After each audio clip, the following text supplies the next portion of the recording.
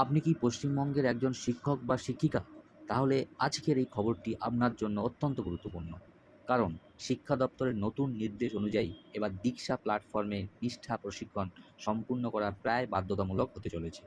বছরে ৫০ ঘন্টার সিপিডি অর্থাৎ কন্টিনিউয়াস প্রফেশনাল ডেভেলপমেন্ট প্রশিক্ষণ করতে হবে। কিন্তু কোন শিক্ষকরা করবেন? কিভাবে করবেন? আর কেন এই নির্দেশ জারি করা হয়েছে? চলুন জেনে নেই বিস্তারিত বিষয়টি।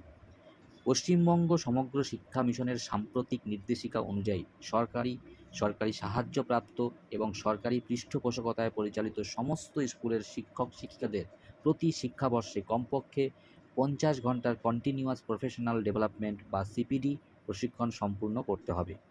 এই প্রশিক্ষণ মূলত দীক্ষা প্ল্যাটফর্মের নিষ্ঠা কোর্সের মাধ্যমে করা হবে। এছাড়াও জেলা ও ব্লক স্তরের শিক্ষা আধিকারিকদের নির্দেশ দেওয়া হয়েছে যাতে শিক্ষকরা সময়মতো কোর্সে নিবন্ধন করেন, কোর্স সম্পূর্ণ করেন এবং সেই অগ্রগতি নিয়মিত পর্যবেক্ষণ করা হয়। অর্থাৎ শুধু কোর্স শুরু করলেই হবে না, কোর্স সম্পূর্ণ হয়েছে কিনা সেটিও নজরদারিতে থাকবে।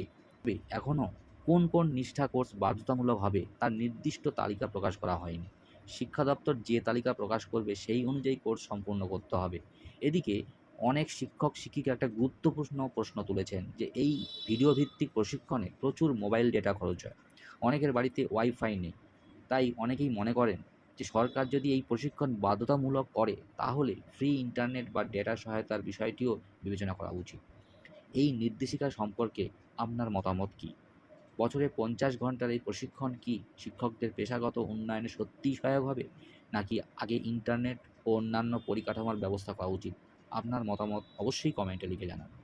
ভিডিওটি যদি তথ্যবহুল মনে হয় তাহলে অবশ্যই লাইক করুন, শেয়ার করুন এবং শিক্ষা ও সরকারি চাকরি সংক্রান্ত নির্ভরযোগ্য আপডেট পেতে আমার চ্যানেলটি অবশ্যই সাবস্ক্রাইব করে নেবেন। ধন্যবাদ। ভালো থাকবেন, সুস্থ থাকবেন।